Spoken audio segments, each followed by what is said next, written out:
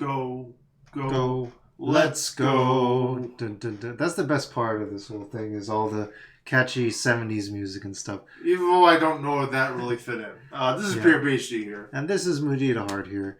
And we're talking about something that's really special, especially relevant to the PRpHD crowd and the Tokusatsu crowd out there. But soon also my crowd, because now I'm getting a fan of Tokusatsu stuff. We're checking out Shin Kamen Rider. This is a movie that just came out yesterday in theaters. And that's it. It's not coming back. It's not coming back, so you might see it on streaming or something afterwards. We don't know. We don't know exactly what the story with that is, but we're here to review it because that was one of the few times we could see it. And we saw it. And we saw it. Yeah. And we're here to give you our thoughts. Yep. So, what is Shin Kamen Rider? Maybe you could give a brief description on what the character is, even before we get to the story of this movie or whatever, which is always the same thing, basically. No. You know? Or, okay, well then you can describe what it is in the typical whatnot. Okay, it's, let's get the captions. It's basically a reimagining of very loose... Should I spoil that? Is that a spoiler? Or... Just give the basic premise. It's a motorcyclist chosen by scientists in an experimentation where he becomes a grasshopper hybrid cyborg, and he gains superpowers and becomes the Mass Rider / Kamen Rider. That's the basic premise. Yeah. And then he fights the mysterious, sinister Shocker organization and their superpowered agents and all their mysterious, nefarious schemes and stuff. And there's many allies and enemies along the way. And this movie is an homage, has lots of homages to the original TV shows, but takes a lot of liberties with it also. And it's written and directed by Hideaki Anno. That's basically what I was trying to get at. Okay. Yeah. Yeah. And this is a non-spoiler review of Mass Rider / Kamen Rider, so of Shin Kamen Rider. Any other base things we want to cover leading into this? How was this presented before we went into this, I guess? We did a trailer react video that we just released shortly before this came out, and that got a pretty decent number of views compared to our normal content. But what exactly... I've heard that it was campy, that it was too much like the 70s version, and... Was this in reviews or reactions to trailers or something? Reviews. Okay, yeah. Okay. And was that the main takeaways, or? That's the main takeaways for me, yeah. Okay, in the reviews. People didn't like how it was campy and stuff. Yeah. And it wasn't... Which really surprised me because I saw the blood and stuff. Even though I did see the music and the effects in the 10-minute preview or whatever. Yeah, I think it was actually doing a lot of new stuff, but there's a lot they don't show you in that trailer. Yeah. Of the movie. Yeah. It's 2 hours and 1 minute long. What else can we say? Let's see. Well, it's the highest grossing Kamen Rider film.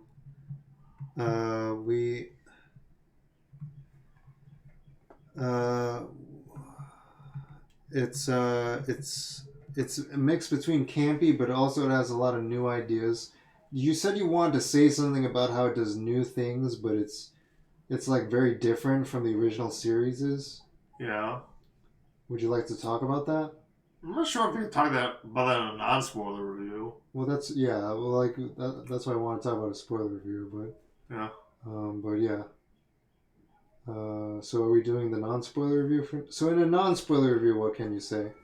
I don't know. Is that mostly what you want to talk about? Maybe, I don't know. Yeah, that's what I meant. We're going to say, see, how would I rate this? I guess we're talking about how we would rate this compared to other things without talking about, the details of it. I don't think it's as... It didn't really go the Black Sun direction. Kamen Rider Black Sun direction. In what sense? The story, yeah. In terms of what about the story? Like, I don't want to talk about that till I get to the spoiler review, I feel. okay. Yeah. The acting's pretty... I mean, can I just give my thoughts on it, having no previous experience? Oh, yeah, sure, go ahead. Yeah, I think that's easier for you, because, like, there's no way you can spoil it, yeah. Yeah, I can't spoil it at all. Yeah. How this compares to something like Kamen Rider Black Sun. Kamen Rider Black Sun. That was... Okay, I've just started watching more of this recent Toku stuff. Like Kamen Rider Black Sun, like Shin Ultraman, and like MMPR... Once and always. Mighty Morphin Power Rangers, Once and Always. So now I have like a little bit of more lexicon and vocabulary around these Toku series and U.S. adaptations of them. Yeah. And then Shin Kamen Rider is the latest in that. And then yeah, so comparing Shin Kamen Rider to Ultraman, I felt like this movie involved like a lot more ground level people punching in each other and using superpowers and like really getting down and dirty with like killing people and stuff like that. And that happens in like a lot of like really physical combat and stuff. Whereas Ultraman's like always like getting like growing to super skyscraper size and like using magical sci-fi interdimensional beams and stuff like that. And yeah, Kamen Rider fights like villains who are like, you know, human size, but like they're dealing with like conflicts that are based around some kind of form of like dystopian world domination, where like they think they're creating a better world, but they're not. They're actually doing something that's like actually really a twisted version of like a utopia. And I think that's the most interesting part of this movie. But then it ultimately boils down to like Kamen Rider like kicking people or something like that as the solution for the most part. And then in Kamen Rider Black Sun, that one was also more ground level compared to Shin Ultraman, but involved like more like each person was like on a more even level, where like it was more based around like discrimination and the allegory of like kaijin versus non-kaijin. And here they have augs, which only describes like people. There's sort of like the kaijin thing in Kamen Rider Black Sun. Yeah, but there's not everyone with like kaijin powers in this. In the Kamen Rider Black Sun, it's like there's literally a whole swaths of the population are kaijin versus non-human. In this, there's only like a few augs in the world or whatever, and then they're only part of like these small parts of like society or whatever, and they're like trying to like do good or bad things or whatever. It's part of these science experiments and stuff. So that's like a key difference from that to this. Yeah. I don't know. Do you feel like these are like fair enough things to say without getting into too many spoilers? Do you feel like that's I feel like it could be a little bit into the spoiler territory, actually. Yeah. I feel like these are base premises things of these things, I guess. It's very light spoilers, yeah. I mean, these are very light spoilers, you know. Okay, so how would you say it then? I would just say it might be a spoiler. Okay, well, how would you prefer to... Let's see, I would say, like, you didn't need to really watch Shin Godzilla or Shin Ultraman to watch Shin Kamen Rider. You kind of gain nothing by watching them also. They don't really do any references. Apparently, there might be some things in there that, like, we looked up afterwards. We're like, oh, apparently those things tie together, but you could... Even though we watched Shin Ultraman and you watched Shin Godzilla, we didn't even notice it while watching this movie. Yeah. So you really gain nothing. There's not really a lot of things tying the movies together in this, but it seems like there's maybe setting things up in these movies to tie together later. There was more things tying Shin Ultraman to Shin Godzilla when we were watching that. Like very directly in your face. Yeah, like giant whatevers. Giant monsters, giant people. Yeah. Yeah, but in this, there's a disaster movie. It was like a giant mech and giant monster movie. Yeah, this feels like they don't even have references to similar organizations or whatever too clearly. It's not really super clear what's going on there. I'm so curious the order they filmed the movies in case like they filmed like the scenes with these people or this reference in this movie first, and then later put in later. Right. That was something we talked about. Was like maybe they were trying to film this one really quickly to cash in or whatever, or maybe it was supposed to like follow up from Pandemic or something. And like I didn't mention this earlier, but like maybe this was supposed to follow up from Pandemic to fit in with Hideaki Anno's schedule or something like that. So maybe that affected like why this felt like it might have been a little more rushed in terms of the script or something. Yeah. But yeah. So yeah, like this movie felt like it was like, I felt like I had very high expectations going into this movie. Yes. I think that's maybe the main non-spoiler thing is to lower your expectations of this movie. Yeah, I would say it's bad, but like lower your expectations definitely. I really liked Shin Ultraman. Yeah. And it was dealing with so many different themes like government bureaucracy and themes of humanity and the nature of like space and universe and time, cosmic issues, sci-fi. And stuff. This goes like it kind of touches upon ideas of like, oh, what if you were to take utilitarianism to an extreme of like ends justifying the means and the villains all have their twisted plans and stuff, but it doesn't get that deep into them, and they already move on to the next stories very, very quickly. So that could have been like a missed opportunity. Like sometimes they're like, oh yeah, this is the most powerful force in the world. They'll just bring that up. But then they just skip over it, and then it just turns into like a supervillain plot. That's like very typical or something. So like that could have been really interesting. Why didn't they do something with that? But yeah, so I don't know. Like it felt like it still feels like this caliber of like golden age of tokusatsu we have. Yeah. But like everything considered, it did feel underwhelming. It didn't feel like it was the best. Like it felt like they were going for. It felt like. Even though it wasn't quite like this plot-wise, like, Shin Ultraman was like the Empire Strikes Back of the trilogy, and like this one was a step down. Yeah. So like it's still in the same league, but on a lesser peg on the league or whatever. Yeah, actually, I talked about this. I would consider like Shin Ultraman, Kamen Rider Black Sun, I forget what else, S or A tier, and this would be like A or B tier. Yeah. That's a good way of putting it. Yeah. But like it's still like it's something that's like fitting the modern era or whatever. It's not like the 70s whatever. No. But also like you have thoughts on that too, right? Right. Yeah. Keep in mind, like he doesn't watch that much tokusatsu. I've watched some really bad Power Rangers, like the worst things you could ever watch. This is nowhere close to that. Yeah, and in terms of that.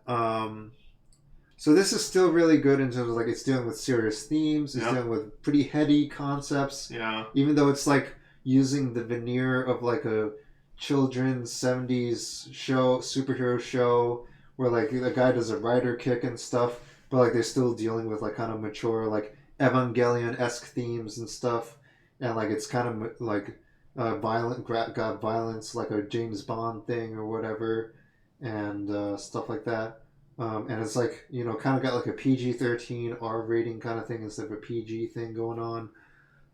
But that being said, like, I feel like not only did you have higher expectations from this because of, let me know if I'm putting words in your mouth, but like, I feel like you had higher expectations not only from this as like a Shin universe movie, but also as a Kamen Rider movie.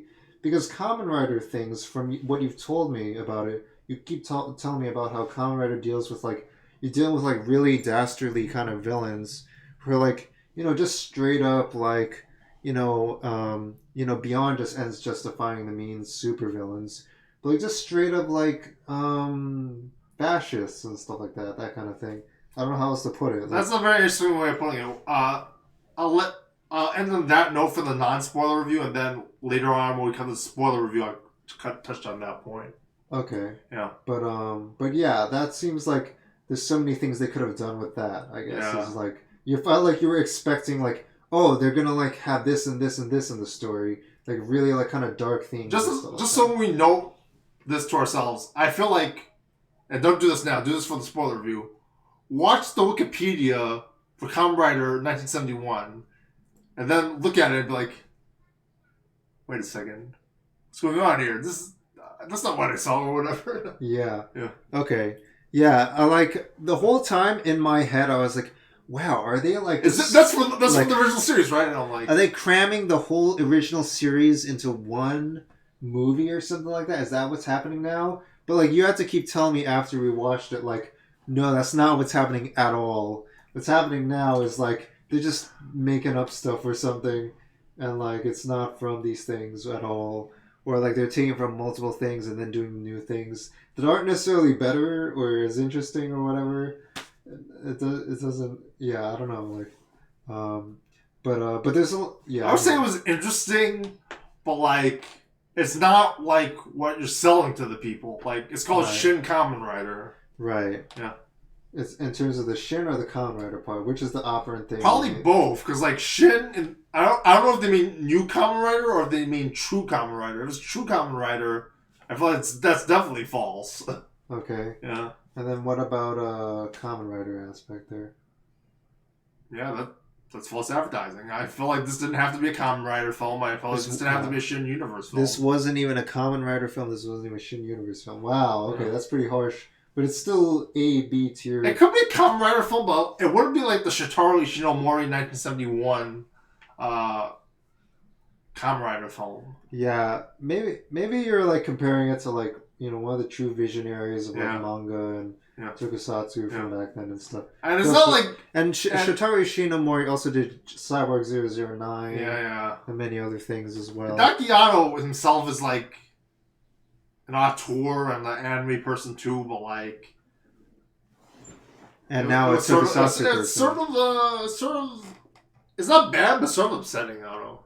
That's how I feel about it, yeah. Yeah, so a big letdown in terms of the expectations for this film. Yeah. Let's talk about things other than like the story and the disappointment and stuff like that. Yeah. How about like the action, the visuals, the sound, the music and stuff like that? Well, how that's what about like talking about the acting too. Yeah, without the acting. Spoilers. Sure, yeah, we could talk about that. Yeah. So, what do you think about that stuff? I felt like the characterizations, without spoiling too much, the characterizations of the two Kamen Riders was disappointing. I would tell about the length they were in it, either, but was disappointing, and I'll leave it on that note. The characterization of the two Kamen Riders. Okay. 1 and 2, yeah. Ichigo and Nigo, yeah. Right, and that's in the trailer, so that's not a major spoiler. Yeah, like, they don't spoil that 2's going to be in this movie. And I'll get into a little bit more about that in the spoiler review. Let me see if I can find that trailer. There's a lot of stuff in the trailer that they don't show, actually.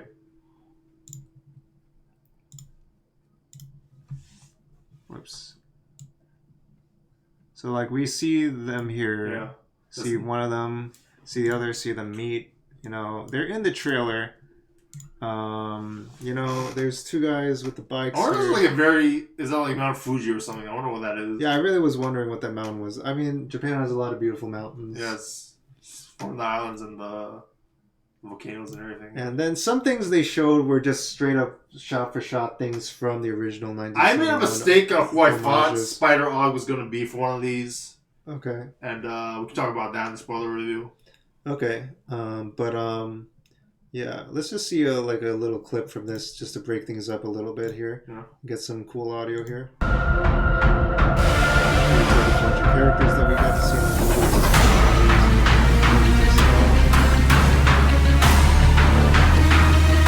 Very, very cool.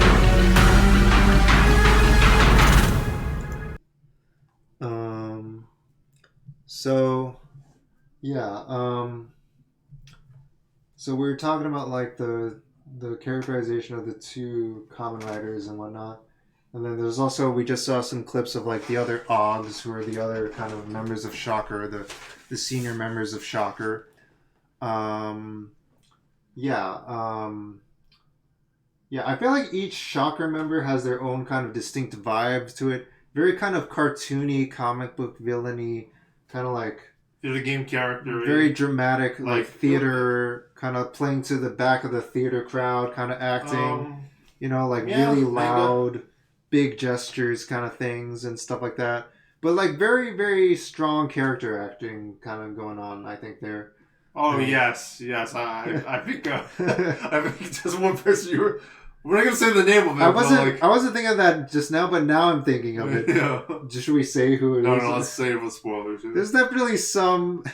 I mean, all of them do have their own kind of like character thing going on, and they also have their own theme music too, and like one of them has like a '70s theme, which is like from the era that Kamen Rider was from. Another has like classical music.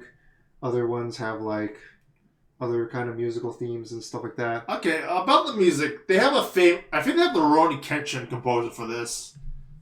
I wasn't really blown away with the music. The Rurouni Kenshin music is a lot better, and I sort of felt it was disappointing in both from him and from a Kamen Rider music perspective. It's a little cheesy to have like songs with lyrics in them, and like techno and everything, but like sometimes it fits, and I don't know. This time it just sort of wasn't memorable for me. Yeah. So the music was like kind of okay, I guess. Hans Zimmer, but a tier below. That's kind of fair enough. Yeah. I liked it when they had like, I did like the kind of Kill Bill scene when it was like the '70s character. Like there's the samurai swords. I like that music a lot. I literally thought this is Kill Bill, even though this is like literally in Japan and they have samurai swords and stuff. Yeah. And it also kind of gave James Bond kind of vibes too. There's a lot of homage music in there also, which I thought was like some of the best stuff. But maybe that's because it was from the '70s and was nostalgic versus being like a modern Hans Zimmer soundtrack or whatever. So, but that's more nostalgia, even though I'm not even nostalgic for that time period. Let me see what else. The visuals. How are the visuals and like the special effects and stuff like that? I'd rather get into it in the spoiler review, but I think you covered it pretty well, yeah. Overall impressions on the visuals and the action and stuff? Just really broad. Some of it's really amazing, some of it's sort of generic. Yeah, I would say like there's a few scenes that are like, okay, this is really cool. But like I feel like a lot of it's like obscured by like... Some of this they did, and the revenue and the box office of the film in Japan was only like $15 million. Yeah. So like, you're like, how are they possibly make their money back? Yeah, and wait, what was the box office? $15 million. Oh, how was the budget? I have no idea. Oh boy. Yeah, I think like they were trying to take a route like with Shin Ultraman, where they were trying to have a smaller budget but emphasize the story more. This time the story came up a little short, and then also the visuals came up short too. And I feel like even the stylization of the visuals in Shin Ultraman were on purpose. It was stylized on purpose. It felt intentional. And this time, it felt like there's a lot of dim visuals. There's a lot of like shaky camera movement.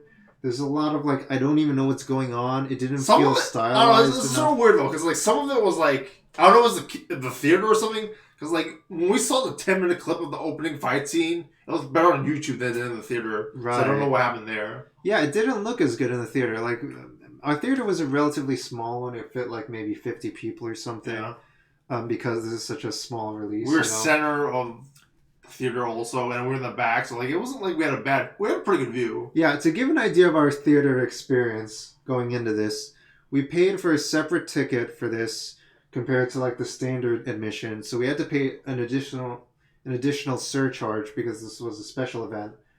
Then on top of that, they didn't have it on the marquee outside the theater because like it wasn't worth it to like advertise that this. It's worth too because they only have like 9 theaters, so like they could have put it on there, but I guess like you don't want something to fall off the ladder. Or but also, it's only one night only or whatever, so you don't even want to waste. It's only one showing, also even. Yeah. One showing. It's only at 7 p.m. yesterday. Yeah.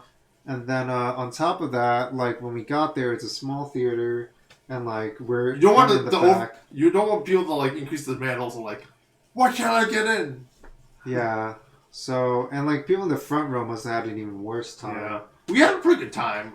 Like we had the pretty good distance. Yeah, pretty good distance. And we were centered, yeah. But like it was a little like the screen was a little wider than my field of vision a little bit because it was, and it wasn't. It could have been taller also. Yeah, I wish we were like in the last row maybe or something. That could have helped. But even I then, don't- maybe I have no idea, not yeah. that much. Yeah.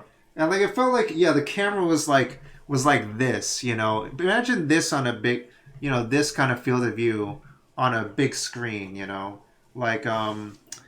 Like if you see this shaking around, like you can't even see what's going on. Um, like I feel like on a small screen like this, it looks better because you can see the whole thing.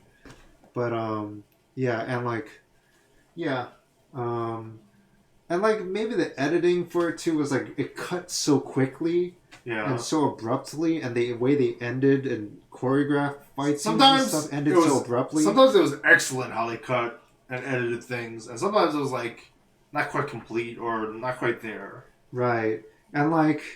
Talking about the budget, like I think I saw in the credits they literally said Adobe Premiere Pro, Oh, really? and like they're paying I that feel like like they did that for Shin Ultraman too, right? They It was did on also. Adobe They Pro. did do that, and like I think even parts of Everything Everywhere All at Once was in Adobe Premiere Pro also. Yeah.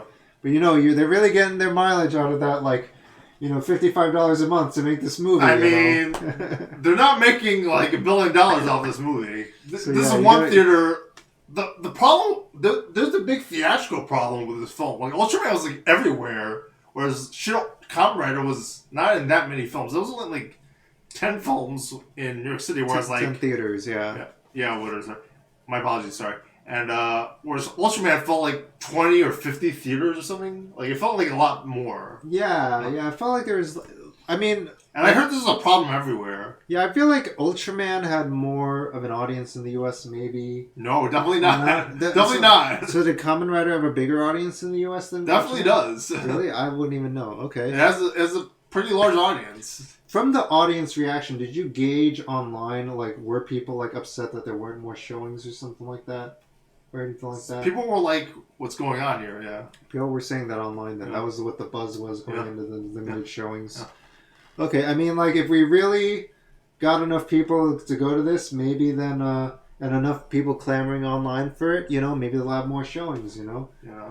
Like, they did Also- have more also, showings there than wasn't- Ultraman. Also, this was the sub. They didn't have a dub at all for this. Okay. Yeah.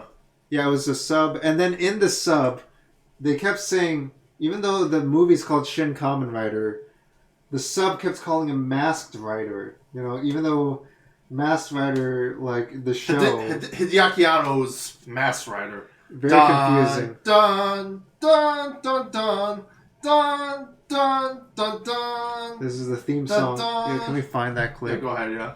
We're going to get a copyright struck probably, but I'm just going to show, like, the image of it. For sure. I'm just going to show the intro a little bit. There you go. Okay, I'm going to mute this. So this is what we saw in the U.S. This show with this guy. Yeah. This is the intro. He's biting into a thing. And that ruined the entire show with that one clip of him doing that in the show. This is Masked Rider, for those of you. So somehow they were trying to associate Shin Kamen Rider with this TV show. Very clearly unrelated. Also, like, Shitari Shinomori himself distanced himself from the show. Does Kamen mean masked? It means mask, yeah. Okay. It means mask, not masked, yeah. But just, like, to localize it, I guess they said masked. Okay. Also, look at Shin Kamen Rider 1986 or whatever. Like, they gave it the same title Toei did.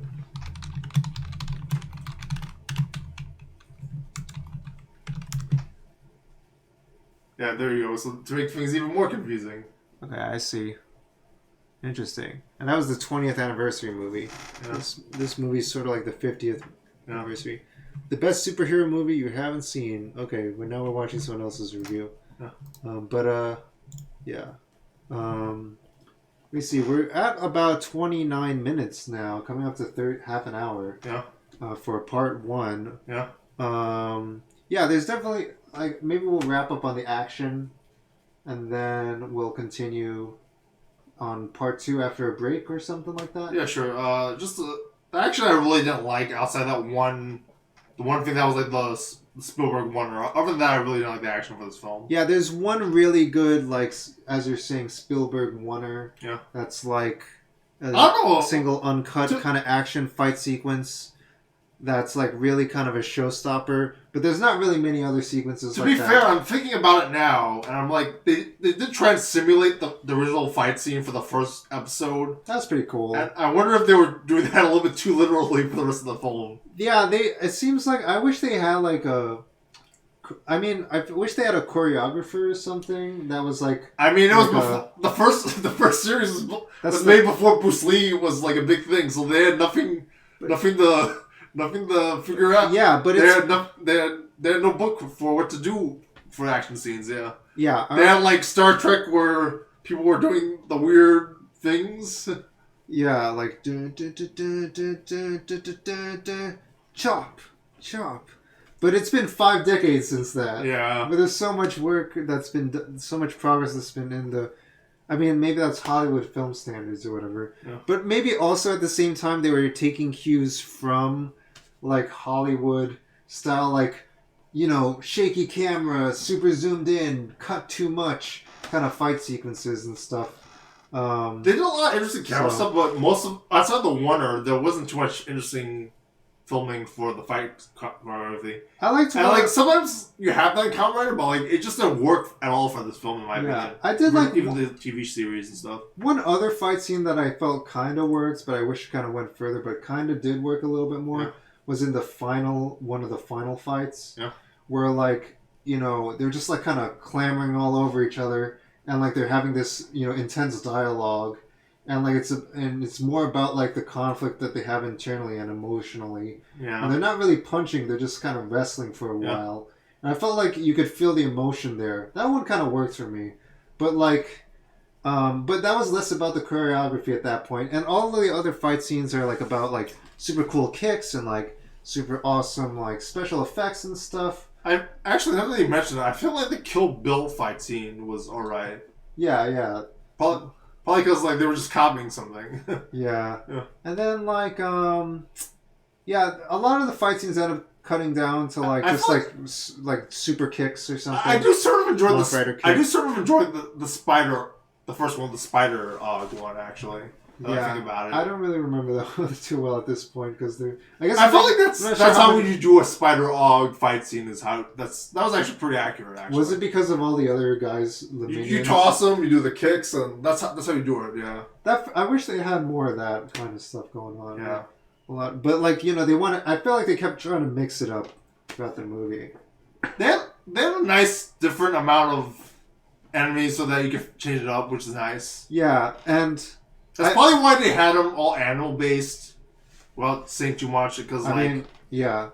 Then the other major thing I want to say, in terms of non-spoiler stuff, is that like Shin Ultraman, in terms of like how many villains there are, how many arcs there are, this is a movie that has like so many different things packed into one movie, like a whole season's worth of stuff packed into one movie. That like. You know, it's like, oh, here's another thing. And then in this thing, we thought we were fighting this guy. We're going to fight 3 more guys. And then 20 more guys.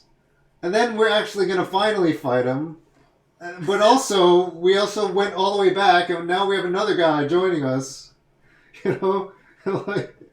I thought this was the last arc. I wonder if it's like he did this like an Ultraman, so he felt like he had to do the opposite in Kamen Rider. Yeah, I don't know.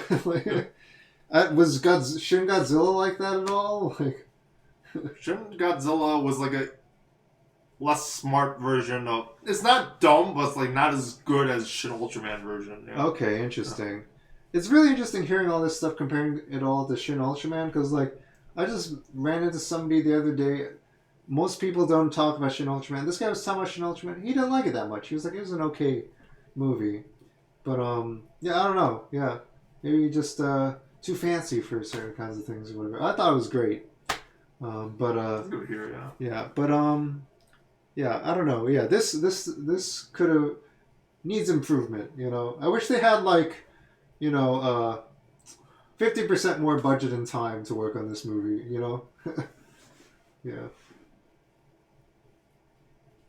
How would I fix it? I guess I'll get to that in the spoiler review, Yeah. Yeah. Okay, well, maybe we'll leave off on that for the non-spoiler review stuff. Okay. And, yeah. kind of slightly mixed feelings, but still overall still in the same tier, just like a lower peg of the same kind of like Shin universe kind of things. Yeah.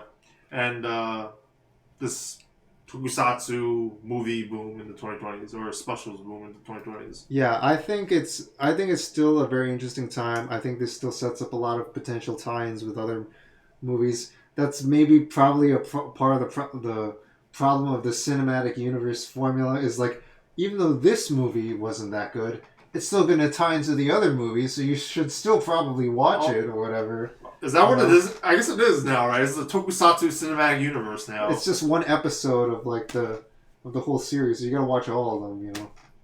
Because eventually they got to do like crossovers, right? Yeah, like they got to do crossovers. Godzilla x Ultraman x Kamen Rider x whatever. Yeah, except Ultra Q. Yeah, except the problem is that each of these movies cost like $5 million to make or whatever, compared to like a $200 million Marvel movie or whatever. Yeah. So, anyway, and I guess they do crossovers for the TV show.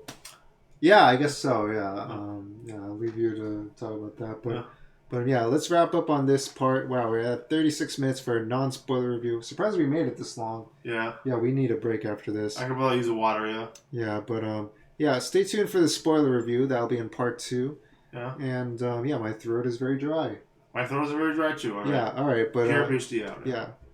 Mudita heart out. Happy watching, and we'll see you on the other side. Happy watering, yes. Yeah, happy watering. All right, take it easy. Take it easy. Bye.